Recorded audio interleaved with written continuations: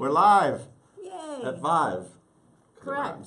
How you doing? I'm good. It's Tuesday. What's the day? But I never know the date. It's October 25th. Okay. Is it October 25th? It's October 25th. It's Tuesday. There's some news today. There's some hot news. Well, and a great guest. Lorenzo Lamas is here. He started last night. Sorry, I tried to adjust for your height. Hey. I might go back up when Lorenzo's sitting there. He's in the Fantasticks. El Gallo off Broadway. He started last night for a limited run. So cool. He's here. It's just around the corner. He's a big part of my childhood too, because yeah, I'm a big fan, so I'm excited he's here. But what happened? So Glenn Close, there's big Glenn Close news. Glenn Close coming back to Broadway in Sunset Boulevard. I feel like I saw that. I feel like I didn't see that, but she won a Tony Award for it, and she did it in London. This is a semi-staged production. Yeah, with a 40-piece orchestra. And Lonnie Price, Lonnie Price. Broadway's Lonnie Price is the director. That's right. He's won Emmys for doing these concerts. Of Emmys. Yeah, he's a big Emmy winner. And he has a documentary coming out about Merrily Roll Along, which we're super excited for. But more importantly, Glenn Close. Coming back to Broadway. Norma Desmond. Classic. Yeah, it's going to be interesting. She got rave reviews in London. That's right. And it's back, and we don't know who she's doing it with yet. No, although she did it over there with a bunch of Brits. Talented Brits. Talented British Super people. talented Brits. So it begins performances at the Palace Theatre on February 2nd. Great theater for this. Opens, you need a lavish theater for Sunset. It opens on February 9th. Glenn Close at the Palace. Be cool. there. And it's It's like limited, like 4 months or something? I think? Yeah. Okay, cool. Glenn's got other stuff going on, you know. Yeah, it's one of my favorite. It's a great score.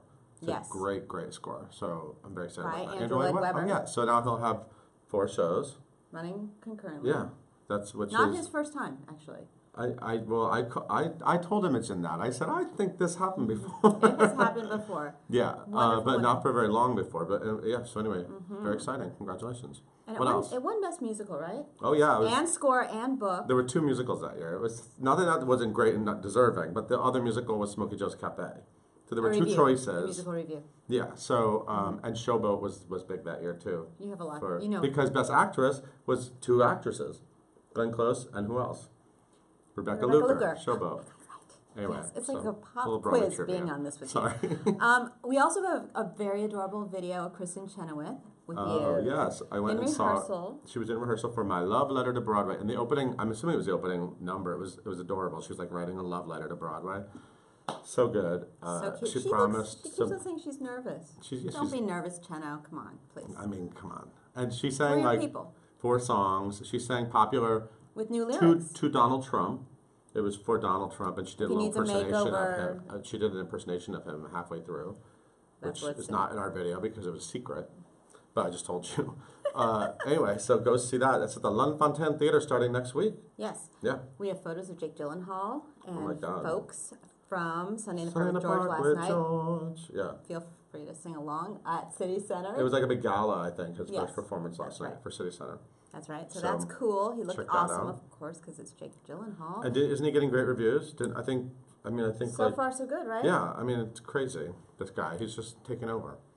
We have a great vlog from Mark Ballas where he takes us through his day for his Broadway debut. Like from the moment he wakes up. I can't even talk. From the moment he wakes up in bed. He gets woke, then he goes through his day, and his dad's in it. It's just worth looking at. It's really, really cool. Adorable. There's some odds and ends. Yeah. What's on? I feel like I should say that in a British accent for Imogen. Javier Munoz and Lexi Larson were on Metro Focus, whatever that is, but they talked about Hamilton. Adorable. Laura Osnes and Will Swenson. New dad, Will Swenson. New dad, Sally James. Yeah. McDonald, Swenson, McDonald, not sure. We'll start a revival of the Blueprint Specials. Do you know what this is? No. Oh, let me tell you. It's a series of lost World War II era musicals composed mostly by Frank Loesser. Oh, okay. So that will be at the Intrepid. Isn't that cool? Oh, that's right. Okay, that's cool. That's cool in January. That's close to where I live. That's what I was going to say. 6 performances, so you can just walk over. Alexander Silber, A. Silbs, your friend, Al Silbs. Yeah. Her novel now has a date. Yes, and after Anatevka, it's coming out when? It's like a fan fiction. She says that became a novel. What happens after Fiddler? It's Fiddler Part 2. Right. Shalom Aleichem. Alexander coming Silber. out July 4th. July 4th, 2017. That's a weird date. Totally weird. But great.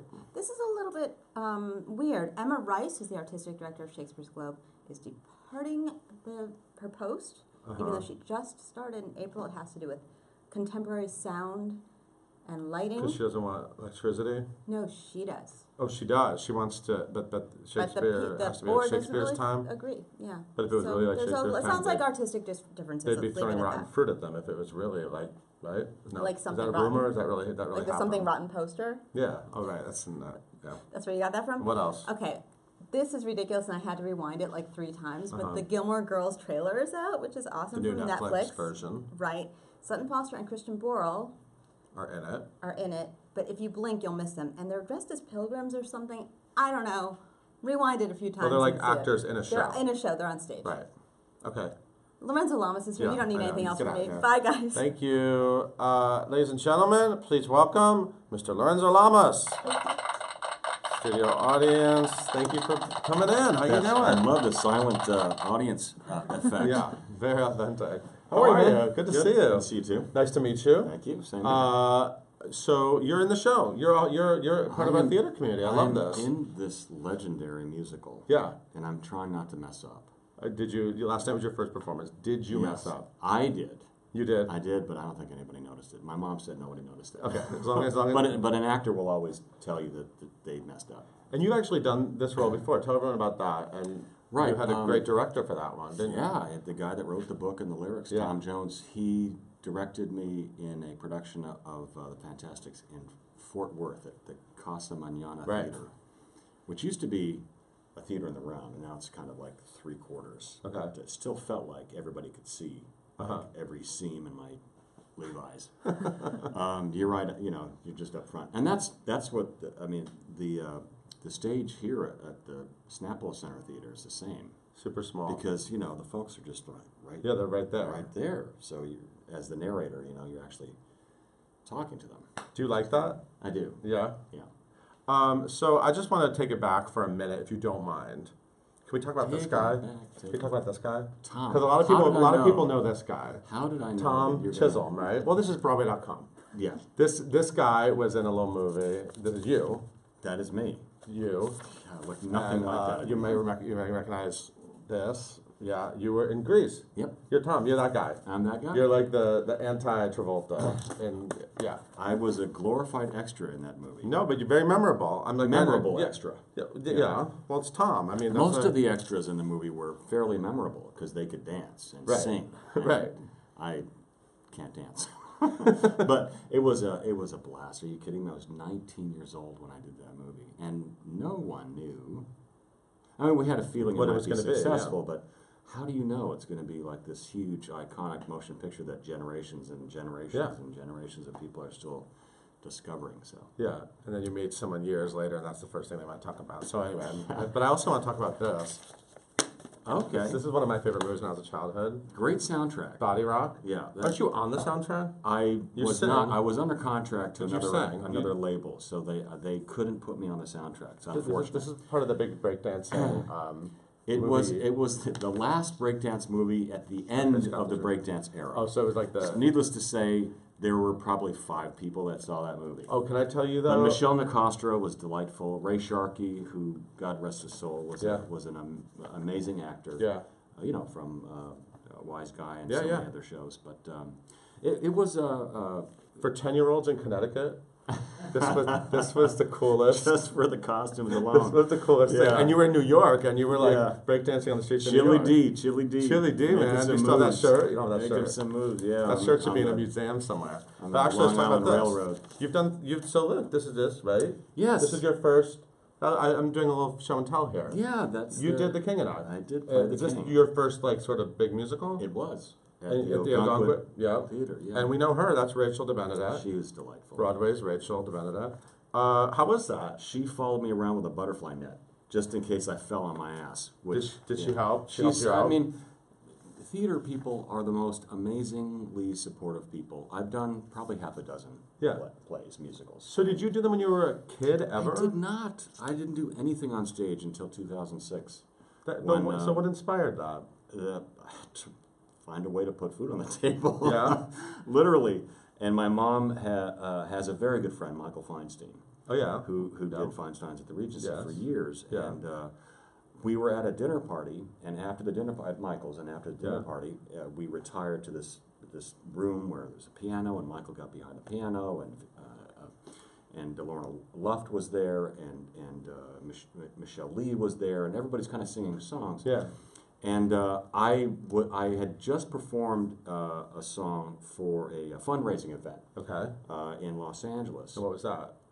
Chicks and ducks and geese better hurry. Roger Hammerstein. Yeah, the fringe on the Sorry, with the fringe on top. Yeah. So I just threw it out there, and Michael Feinstein was accompanying me, and I did the whole song, and everybody's like, I didn't know you could sing, da da da. And then the day after that, Michael Feinstein called my mom, and he said, Arlene, he said, would Lorenzo be open to coming to New York? So there was a mad rush in getting a cabaret act together. Wow. And Stuart Ross from Forever Plaid, wonderful director. He helped me assemble this, 19-song cabaret act with stories in between. He kind of skewed it towards my mom and my dad's era. So I sang, I sang some Irving Berlin, Sammy Cahn. I sang these different songs of that era with stories in between about my mom and my dad, and it was well received, and that's what sparked this whole stage career. So having dinner at Michael Feinstein just turned everything. I highly recommend that. And then all of a sudden you were the king. That was the king, and it went well, because then you went back. I have another photo. Then you were Zach in A Chorus Line in the same theater. Yeah, about 2 years later. A few years. Now, what was that like with all those crazy dancers? God, and there were so. Zach isn't. Zach is not that role. Thank goodness, Zach was the choreographer. Right. What's funny is my mom, when she heard I was doing Zach, she goes, you have to work a cane into the character.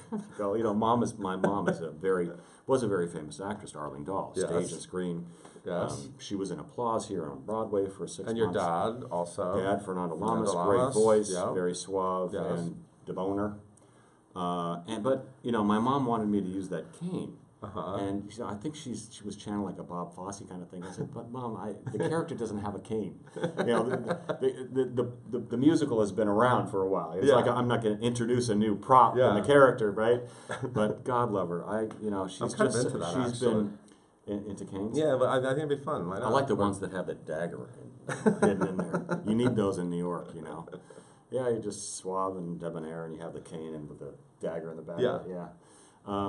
Which goes along a lot more with your persona. I mean, because you do a lot of. I love your career now because you do all this badass stuff, and then you're doing like the Fantasticks, dancing and singing. Yeah, I love it. It's so fun. It's which one's the real Lorenzo Lamas? It's somewhere in the middle there. I'm just really kind of a goofball. Yeah, and I'm a ham. I don't have any right to be a ham because I'm not really that good.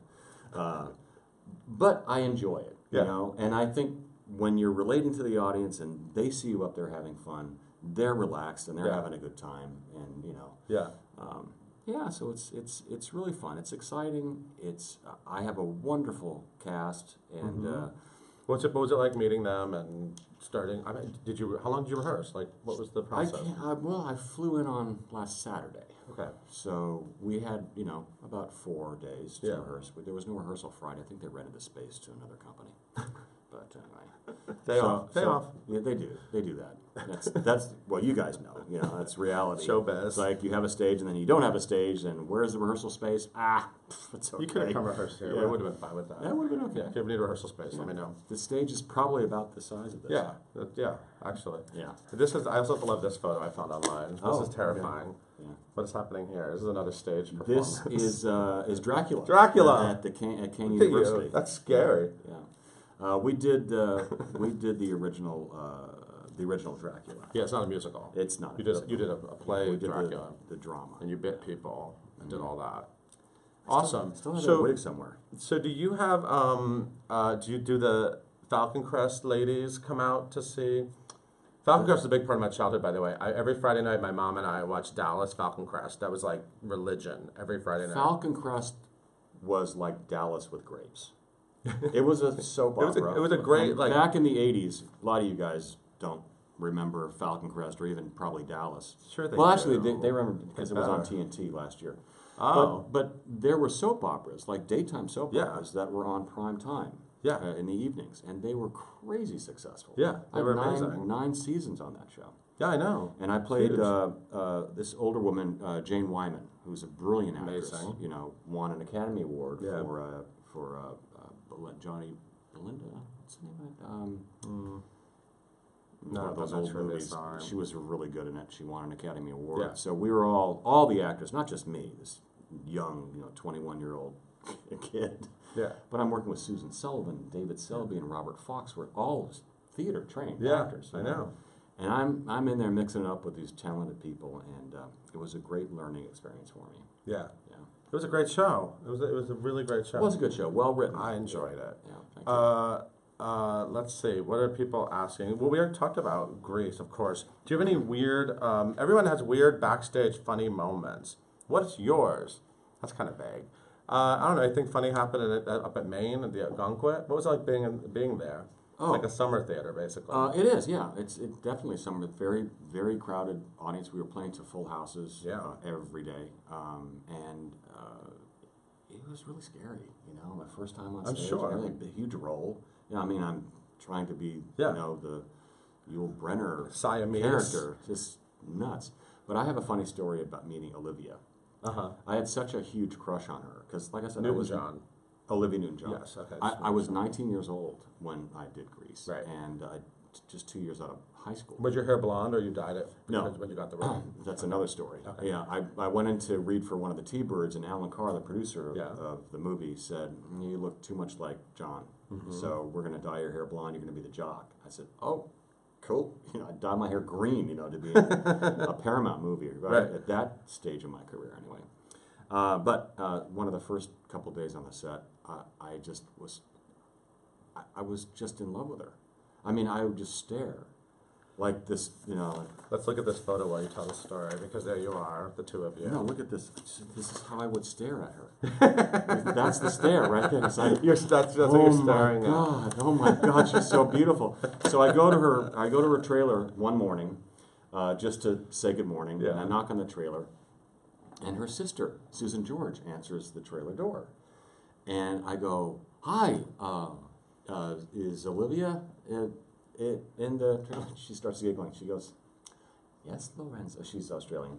"Yes, Lorenzo, she's in the trailer. Would you like me to tell her something for you?" Yeah. Would you ask her if she would like some orange juice?" "Sure, Lorenzo, I will ask That's how her." slick you were. Yeah, just absolutely no moves, none, no moves. It was all the body at this point. That was my calling card was my physique. That was it, because I had no game, none. But it was delightful, and I was less embarrassed as time went on. Yeah. Not a lot less, just a little less, but I mean, come on, you're a kid, you're doing this huge movie. John Travolta, he was so cool, Saturday Night Fever, and he was really, really awesome also to work with. Kind of quiet, kind of kept to himself, didn't really mingle with the cast and the crew too much in between setups, but Olivia did. She mingled. She was a mingler.